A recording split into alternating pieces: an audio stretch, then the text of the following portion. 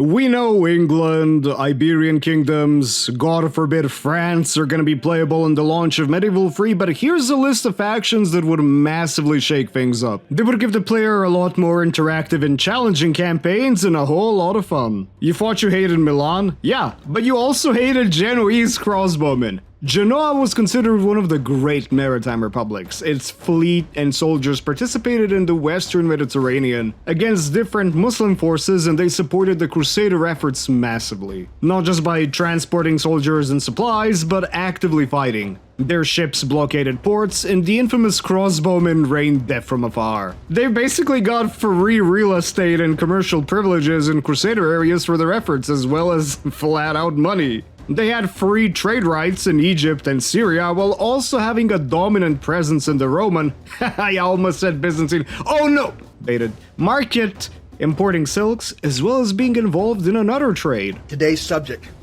slavery. Back then, the Italians loved to beat each other to death about who had the best pasta. Or does that still happen today? Any Italians in the chat? Naturally, Genoa had a rival in Venice. When Venice ended up baiting the Crusaders into the sack of Constantinople, I still cry about that every day, guess who supported the Nicaean Empire? Genoa. And guess who was granted some islands in the Aegean and Anatolia as trading stations? Genoese. Nuts. Exclusivity to Black Sea trade led to the establishment of Kaffa, another important colony. Crimea was extremely important to the Genoese. This would become the province of Gazaria for them. Wherever you went, you were probably hustled by a Genoese merchant. Unfortunately, the golden age of Genoa had to come to an end.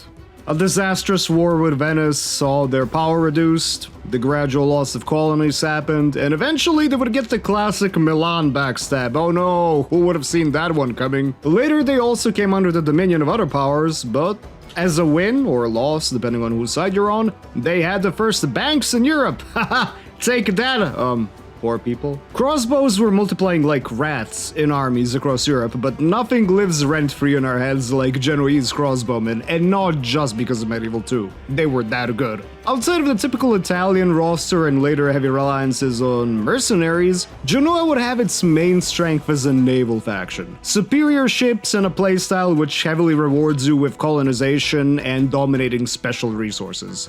They would serve as a foil to Venice and its evil plans, with the option of also being able to interfere in Iberian and North African affairs. It would be a flexible, fun start and a great legacy of cash flow. Give me that money, yo. I hope you're enjoying the video so far. I do a lot of these historical, informative Total War videos, so why don't you take a look at my playlists and maybe even subscribe? How about playing the game on hard mode, where everybody wants to kill you, but even more than usual? Well, Lithuania just might be the perfect choice, my friend. Alongside the Baltic coast, its interior, and Finland, there were many different pagan tribes which were subject to crusades, launched from Denmark, Sweden, as well as supported by knightly orders such as the infamous Teutonics. If you thought that was the only danger, spoiler alert, the different Rus also caused trouble, such as Novgorod. The Lithuanians were the only Balts that managed to properly unify and conduct large raids and military operations against their enemies. Much later on, Lithuania would officially become Christian, but the pagan traditions were still strong, even to this day. Early Lithuanian armies would consist of light infantry, archers, javelin throwers, even in the form of cavalry. The gameplay premise is simple, fun, and gives you a great reason to go to war. You don't start off as a unified Lithuania. You have to bring the tribes together, one way or another, and doing so could unlock new units for you. As an example, the Samogitians could give you a unique infantry unit that throws clubs or double-bladed hand axes before the charge. The historical source, Scriptores Rerum Prusicarum, mentions this multiple times.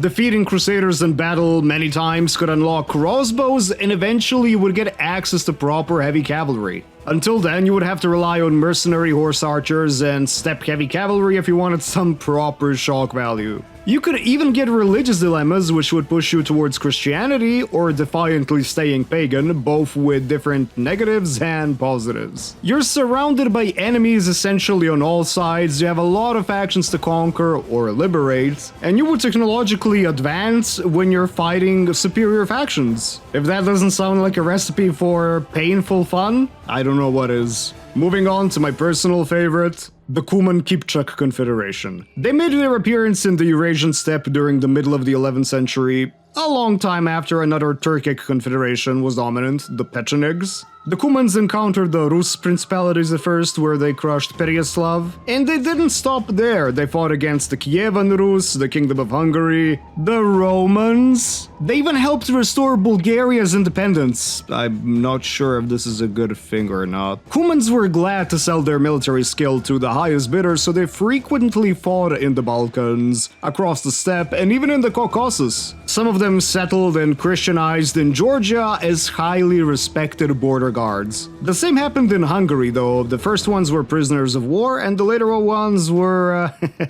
running away from the Mongols, just like you should be. The Kumans had their own cities, but they took heavy tribute from their subjects, and Crimea in particular. But they were not unified and ruled by a Khagan. They had many noble families. Depending on tribe, also an elderly council would take charge. This could give us an interesting gameplay loop based on appeasing the nobles until you had enough authority to proclaim yourself as the Great Khan. And funnily enough, there are actually rulers of other countries that had Kuman descent. Laszlo IV of Hungary was Laszlo the Kuman. George I in Bulgaria was Kuman. Most of the Mamluks in the Delhi Sultanate were of Kuman Kipchak origin, and in Egypt, there was also a huge number of Kuman Kipchak Mamluks, and the first Sultan of the Bahri era, Qalavun, was also one of them. When it comes to gameplay, they should start off as a horde with the ability to settle. Obviously, they would have great cavalry no matter what, but they wouldn't be limited to it. They would have their own infantry from the poorer tribesmen and from their subjects. So a playable Kuman Kipchak army with tributaries could end up very diverse.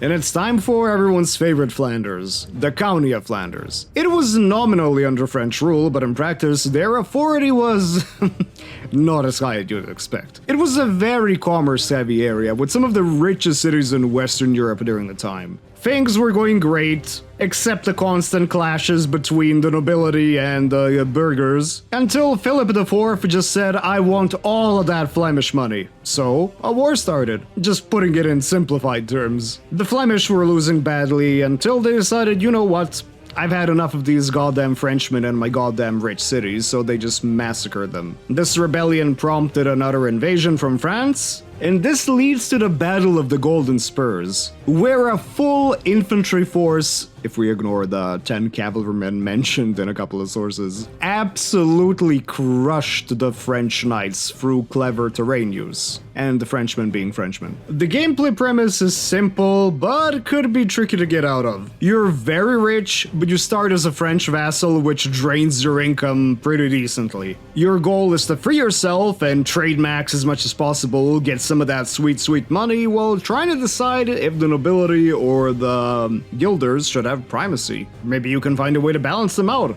You wouldn't necessarily have the most powerful knights unless somehow you conquer France and get the royal title and get their cavalry. But you have amazing citizen militia with the infamous Gurdendag, the weapon that made the French knights eat mud. It's essentially a stick with a pointy sharp end. It sounds like a spear, but it's much shorter. The spike is really prominent, and so here's the funny thing about this. You could use this information, they could back up pikemen, contemporary art shows them being intermingled with them, and also using the weapons essentially as two-handers in the form of like a giant club, basically. This would give Flanders a very unique citizen militia unit, and add on top of that crossbows, pikes, and different types of swords and maces. You'd have a very diverse army consisting of professionally trained guilders, while being an economic powerhouse in Western Europe. Now, this is a wild card with a lot of potential. The Kingdom of Makuria. The Nubian skill with the bow was legendary from the time of the earliest pharaohs and even into early medieval times, where the skilled Nubian archers helped secure its independence from the Rashidun Caliphate. However, they had a treaty, a pact, where they were required, to simplify, to send slaves in exchange for food every year, a non-aggression pact, and there was free trade. It's a cool story, but it doesn't mean there wasn't war. far from it. Makuria launched bigger raids into Upper Egypt whenever the area was politically unstable, even occupying a territory for a while, and the same happened from the Egyptian side during Ikshidid rule. When the Fatimids took power in Egypt, the Bakht was renewed, Makuria flourished with trade, and the cultural renewal was taking place. Churches and monasteries were built, their influence extended all across the tribes of Kordofan, and the southern Nubian kingdom of Alodia was most likely ruled through union. Even when the Ayyubids under Saladin took over Egypt, Makuria tried to raid again, and it kinda worked, until it didn't. But the commander Saladin sent drowned in the Nile, so that's an anticlimactic way to end the reprisal, I guess. Unfortunately, all good things come to an end, and Makuria gradually declined. When the Mamluks took over control in Egypt, things were looking bad. Makuria still tried to raid them, but they struck back and conquered more and more of it, essentially. The power of the kings was waning. There was a lot of pressure from the Funj in the south, and in the north the Ottomans finally managed to conquer in the 16th century. By that point, the area was heavily fragmented with multiple lords, just, ruling over a tiny group of people. Makuria is interesting because, first of all, you give a foil to Egypt, which is pretty much always the easiest start, or one of the easiest starts in any Total War game where Egypt is a main playable faction. You get to choose if you wanna keep the Bakht, or if you want to just straight up stab a knife into Egypt. More trade with Egypt and the Western powers, once you get to that point, could unlock more technology options such as guns, heavier cavalry armor, and infantry. Embracing Islam instead of Christianity would speed up this process massively, but your armies would look a lot more like a standard Middle Eastern stereotype. In the early period, you would have amazing archers, you would even have slingers and javelins because you still have a lot of rural tribesmen living in your kingdom, but your knights would actually be excellent. Makuria definitely had a strong military tradition, even though we're still figuring out a lot about it. Two things are for certain. Warrior saints were highly venerated by the Nubians, and you can see that in their iconography and their knightly equipment. And two, they were badass. I hope you enjoyed this quote-unquote little breakdown. I know Medieval 3 is a long way ahead of us, but hear me out here. It's still good to share ideas, especially some realistic ones that actually would add a lot more to gameplay instead of just right-click to paint the map. Let's paint the map with some more interesting ways, shall we? As always, more history content, more informative, educational, and wacky stuff is coming your way. So until the next time...